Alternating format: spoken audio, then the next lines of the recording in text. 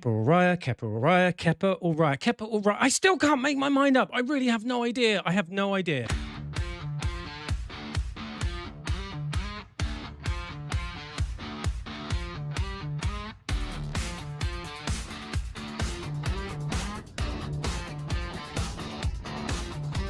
Good morning, good morning, good morning, good morning, good morning, good morning, good morning, Arsenal fans. Good morning, Gooners. Good morning, AFC lovers. It is Friday. Oh, goodness me, it's Friday.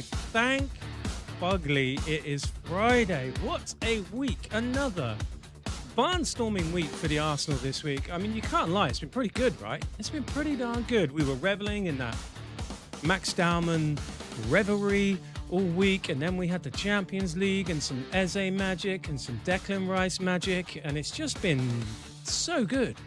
So good. I would say it begs the question, when is it? No, don't do that, Eddie. Don't do that, Eddie. Let's just ride this good luck train all the way to Silverwareville. Yeah, come on. Anyway, it's Friday. Welcome to the show. It is Friday, the 20th of March. It is another Big Arsenal breakfast show. Let me say that again. It is another Big Arsenal breakfast show. And I am your host, Edwin Ash. Thank you for joining us this morning. I hope you're all well. I hope everyone's absolutely flying.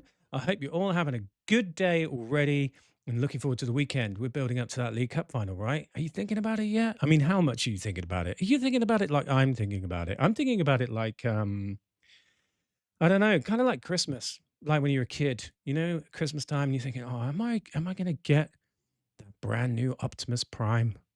Or am I going to get a knitted jumper from my nan that has a picture of a sausage on it? Not even a good sausage either. But yeah, you know what I mean. You know what I'm saying. Anyway, thank you for joining us. I have to say, I'm going to start the show with a huge thank you. We've been going just shy of 3 weeks, just shy of 3 weeks. And I should say that basically, you guys have been brilliant. You've been so good. You've been getting in the comments, you've been following us on the socials, and just wholeheartedly being lovely, lovely boys and girls. So I thank you for it. I thank you so much. And you can continue to get in contact because that's what the show is all about. That's what we here at the Big Arse Breakfast Show have tried to build from the off. An area, a community to get your arse in gear in the morning, to get your Arsenal on, to get involved in the discourse, to reach out to other Gooners across the world and just have a really nice time in this Arsenal space as we continue on our trek for glory. And you can do so. You can get in contact. I'm going to do this bit again. We are at Big Arse Breakfast on Insta and TikTok, at Big Arse Breakfast on Insta and TikTok, and we are at Big Arse Brekkie on X, and we're over on Blue Sky. I can never be bothered to read it out because it's too darn long. Do you have to? Do I have to do the .bsky.social bit? Because I cannot be bothered. It's at Big Arse Breakfast on Blue Sky. First of all, we've got to say good morning to G-Dog. G-Dog's in the chat. He says, what up? It's Friday. So looking forward to this weekend. G-Dog, my man. I am so looking forward to this weekend. What's your plans? That's another thing I kind of want to ask everyone. Like, what do you do on the day? How nervous do you get? Because, like, in the Premier League right now, we're kind of shitting our panties, right? I don't know about you guys, but every Premier League game, I'm like, oh my God, I just can't even. Like, in the mornings, I might go for a walk, have a bit of breakfast, I sit down, I make some show notes, I do all sorts of stuff. But I'm mostly going, I can't bear another Premier League game. But with this League Cup thing, I'm really quite excited. I'm really, really quite excited. What are you saying, G-Dog? What are you doing before the game? What you got planned? Is it beers this weekend? Have you got people you got to see? You got things you got to do? Have you got to do some chores? Let us know. Let us know in the chat. But good to see you. Thank you again for joining us, G-Dog. Really good to see you, man. Right, on today's show, I'm going to try and rattle through this because we've got a lot to get through. So, on today's show, League Cup final build-up. That starts to ramp up. We're going to talk about Kepa or Raya. We're going to talk about Kepa or Raya, Kepa or Raya. There's quite a lot of disagreement about this, which I'm quite surprised about. Should players pull sickies ahead of the international break? And yeah, a lot of other good stuff. G-Dog has said, I've just built my new barbecue. Gonna do a brisket, some roasted veggies, and bought some beers. Where are you, G-Dog? Is it warm enough for a barbecue? You tell me. Where are you based, man? You don't have to give me your address. Where are you?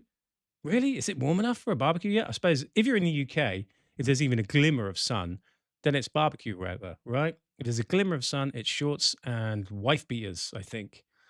What beers you got as well? What's your favourite tipple? I quite like German beer. I got lots of German beers. Sainsbury's has started doing these German beers. They're absolutely outrageously good. Anyway, I digress. Let's know, G-Dog. Right, let's just cover the Europa League and Conference League results last night very quickly. It's not a competition that we have to worry about, is it, guys? Do you remember those days? Oh, my God. Those days of absolutely being desperate to get into the Champions League via the Europa League and get knocked out pretty much every year by Olympiacos. Anyway, Aston Villa 2, Lille 0. They've gone through. They went through 3-0 on aggregate. Now, that team that I can never pronounce, Midtjylland,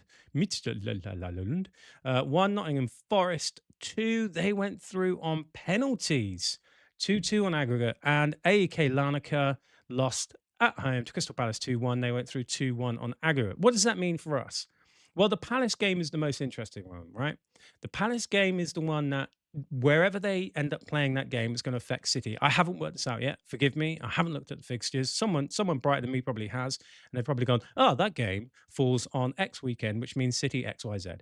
I haven't worked that out. If anyone knows, let me know in the chat. G-Dog is in sunny Sussex. Good morning to you in sunny Sussex. And he says his preferred beers are Brewdog Mix Pack. Not a fan of the IPAs, man. I'm at the age where I should be a fan of IPAs, but I can't. They're too bittery or hoppy or something. I can't get on board with them. I still like a lager. I still like a Guinness and a red wine every now and then. Brewdog. Yeah, not bad. Not bad. Okay, let's get into some general news. Okay, so what are we talking about this morning? It is the big keeper dilemma. Let's face it. This is the thing that everyone's going on about in the Arsenal world at the moment, right? Who starts? G-Dog, hit me up. Who starts? Kepa or Raya? Tell me why. Right. So with Raya, there's no two ways about it. He's the better keeper, right? He's Mr. Reliable. And really, you field your strongest team with Raya, right? We know roughly what the outfield is going to look like. There's an amalgamation. You're not going to look at the outfield and go, why has he played in? Why has he done that? I think we're all in agreement that pretty much everyone slots in there. But the keeper thing is the big thing. We want to win this. It's got to be Raya. Or, now Kepa, he got us there, right? He made a key save in the penalty shootout against Crystal Palace, if you recall. It might be the honourable thing to do. He got us there, he deserves it. But is it a risk? What happens if we lose? Also, he's likely to get the remaining FA Cup games if we get to a final. Then maybe not if Raya gets in. So he's still got plenty to play for in the season. I say, if Arteta goes for Kepa, I'd say it's really admirable from the boss. I would say it would be really, really admirable from the boss to stick with him and go, no, you're the guy. You got us here. You deserve it. I think it would be a hugely gutsy call. It would be a hugely gutsy call. But it could backfire. And then we're into this second part of this debate, which is basically how much does winning the League Cup affect our league chances? I don't think it does. I think we win it, maybe it gives us more impetus to go on to beat City at City. I think if we lose it, I still think it doesn't affect our league run. G-Dog's had his say, says Kepa is good, but Raya's world class. Got to be Raya. No ifs.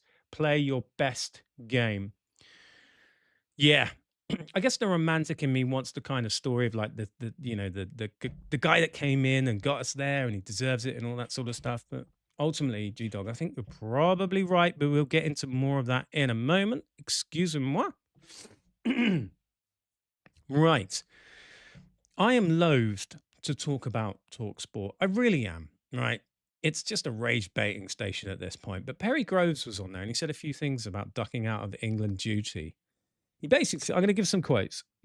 He was talking about strategic injuries. He said, if I'm Mikel Arteta, I'm having a quiet word. You don't want them going away for 2 friendlies when we have a Premier League and a Champions League quarter-final on the line. They need to have a slight tweak of the hamstring. Naughty. He said on the club versus country priority, he said, England is a bonus, but Arsenal pay their wages. We've seen it for years. And Ferguson at United and Pep at City, their players suddenly get injured before the break and are miraculously fit on Saturday. It's time Arsenal played the same game. He spoke about specifically about Saka and Raya. He said, Saka and Raya being redlined, they played more minutes than almost anyone. If they go away and pick up a 3-week injury in a game that doesn't matter, it's season over for Arsenal. It's not about being unpatriotic.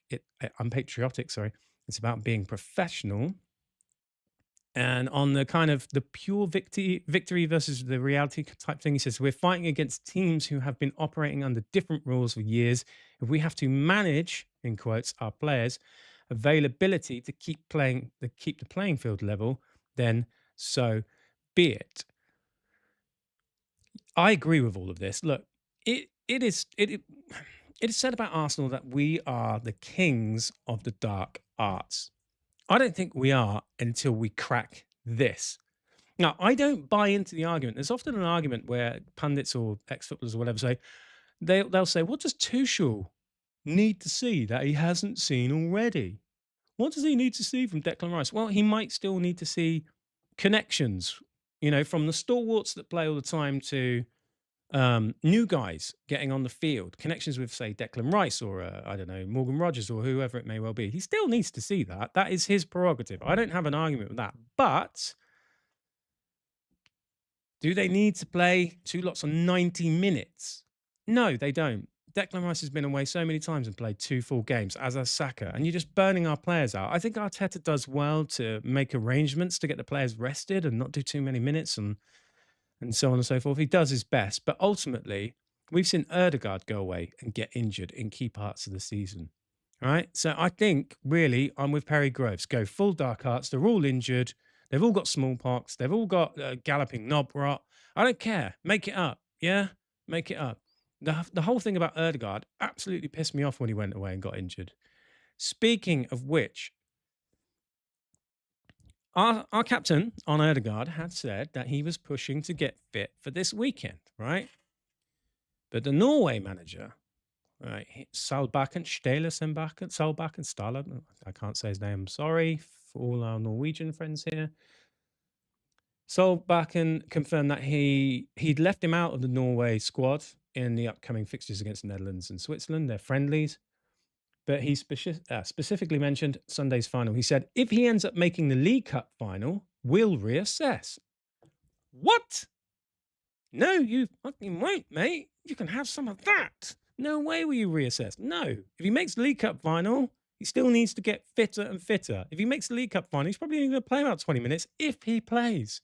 He's not starting that game. He went on to say, but I would prefer that he builds up his physical condition and gets a proper training period instead. He can have the opportunity to do that during the international break. I'm not sure what he meant by that, going away with them or what. However, he did kind of dial it back a little bit because, what's his name, Solbakken, and he has his whole thing about Ødegaard. He always gets asked about him. We understand why. That's totally understandable. But effectively, he's trying to big boy it, isn't he? He wants everyone to know that he's kind of in charge of the Ødegaard situation. He's not. Arsenal are. They pay his wages, as Perry Groves said a minute ago. But he did go on to say, so if he calls and says he's fit, I'm not sure I would include him. Ooh. He is desperate to be part of these camps, but we have to take long-term view. It's the World Cup that matters, not friendly matches in March. Yes. Yes. So stop trying to Billy Big Bollocks us, all right? Stop that. And then about his injury, so there's nothing serious about Martin. The most important thing is that he recovers completely. He's going to rebuild and be crucial. The Arsenal in April, May, maybe late March. And that was a little bit of a while ago. So this is old news, I would say. But still, just like, let's have some proper sense here about these players going away in this period of the season, in these pointless fucking friendlies. Pointless. Utterly pointless. Anyway, if he makes the bench on Sunday, that's the best outcome. If he makes the bench, it's great. If we have to use him, hopefully it's because we're 5-0 up and he needs the minutes. Okie dokie. We are pretty much up to date with the daily stuff, but we've got a lot of your... Apart from the 2 penalties he gave away, I thought way too dry. Yes, ladies and gentlemen, that extremely childish, I'm just going to move my mic a little bit, that extremely childish guff noise sound effect is time to signal your Big Arse Opinions. Let's have a look what you've been saying. And actually, I have to say, as I did at the top of the show, Thank you very much for getting in touch. It's kicking off now. We're cooking. We're rolling. We're moving. We're getting people getting in the comments, and they're getting in touch, and they're giving us some of the good shit. They really are. So I really appreciate that.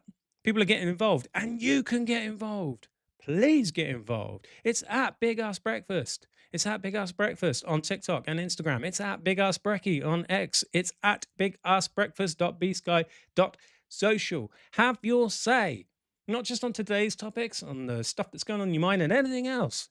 Anything else. Even if you want to text the show and say, hey, you know that second yellow and blue kit? I don't really like it anymore. I want to know about it. I want to hear it. We are the Arsenal universe after a while. Okey-doke. So, people that have gotten in touch. Ozzy Hosmer got in touch on TikTok about the Kepa Raya debate. He said Kepa. 3 thumbs up. Interesting. Young Kieran got involved. Young Kieran got involved and he said, don't see the need in playing Raya. Kepa been sound so far in the competition, excuse me. Let me put my teeth back in. Look, it's 7:15, all right. I need to do some vocal warm-ups. Don't see the need in playing Raya, says Kieran. Kepa been sound so far in the competition and deserves to play. I kind of agree, but I don't know. Benji Bleed It. It's not a hell of a story here. Benji Bleed It got in contact regarding, was it yesterday? I put out a post saying, are we cursed in the League Cup? And Benji Bleed It said, don't think we're cursed in it. It's just that we never really prioritized it. Prior to City winning it every year, it was seen as a throwaway by big clubs and a chance to field the kids. Now, I went back to say, I do think we are cursed because in the finals that we've gotten to, we've lost some absolute stinkers. One of which was to Swindon, famously. Another one was to Luton. Another one was to Birmingham. I said we were cursed. Now, Benji Bleedick got back and said, very true. I was 11 years old and luckily at Wembley when we lost to Birmingham. Luckily. And I'll never forget it. I do think that we don't take it as seriously as we could do historically. How well we do in the FA Cup backs that up. Would love to win it on Sunday, but it's not the one to scream and shout about. If Wenger played stronger teams in the League Cup, we could have probably ended our 12-year trophy drought. I don't think it was 12 years. I think it was 9. I'm being pedantic. Sooner. I think we could have ended that drought sooner, but it was always one for the kids to play in. Yeah, that was true. We were going for the big stuff. But I want to go for it all now. I want this trophy. I would want this League Cup, I think, maybe more than the FA Cup, because I hate the fact we're so cursed. I want to lift the curse. Rack them up, I say. Get them all in. City did it. Okie dokie. This was other guys got in contact regarding the City and Chelsea alleged cheating stuff. Flip Flop said, we were talking about the 115 charges. Flip Flop said City will get a fine if that. And then another chap, Collie Wally 1955, said, City has been resolved. Authorities are working on a get-out deal. What do you know, Collie Wally? You heard it here first, guys. Collie Wally knows. I want to know your source, Collie Wally. Let us know. And look, don't be fooled by those Chelsea headlines. Chelsea got a deal because they snitched on themselves, right? And still the Premier League cut them a big deal. It was not consistent with everything else they're doing. It's just not. They avoided a points deduction, even though they warranted a points deduction. So that was mad. Whether they snitched on themselves or not, it does not make any sense. City are still in the dock for those 115 charges, and they might have settled a side battle over the sponsorship rules, but the big war is still ongoing. It's not been resolved. And I just think that it's a joke, as everyone does. What else have we got? Oh, some late additions to this morning's Big Arse Opinions. When I got up this morning, I had to look at what people have been saying. My_wish_Arsenal_perfect8299. That's a hell of a username, mate. He said, put in full strength on the Raya and Kepa debate. He said, put in full strength, 3 fire emojis. Come on, you gunners. Conversely, Buddy De Burka got in touch and he said, it has to be Kepa. And then Jamie Stewart has given his lineup.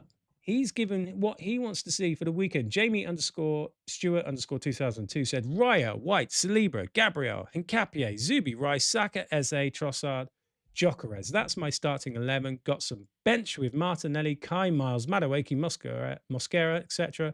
So I think we will come out winners. I hope so, Jamie. And that's a good team. And that's pretty much what I would expect to see when you've been in agreement. And then we have George Warner on the Kepa Raya debate. He said, Kepa has been great, but Raya is arguably one of the best goalies in the world. He has to start, I think. At the end of the day, we want what's best for Arsenal, and I think we go as strong as possible. George, I am not against that. I'm not against that. I just feel a little bit bad for Kepa if he doesn't start. You know what I mean? I just feel a little bit bad. So mean. And then lastly, from Tom Canton, right? He's done a brilliant piece, as he ever does, over at football.london. And I can recommend it.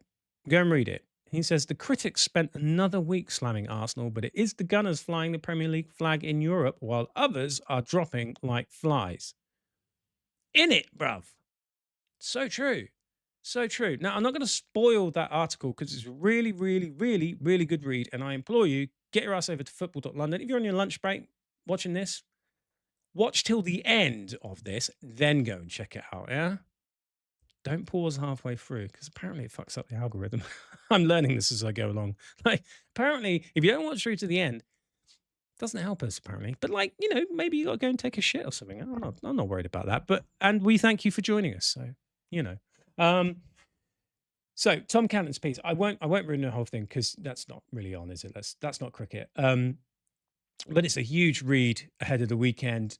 He's mentioned how basically Arsenal were flying the flag in Europe while City and Chelsea have both crashed out. He mentions obviously about City only winning their last 5 games. He talks about who's available and who's not for the cup tie.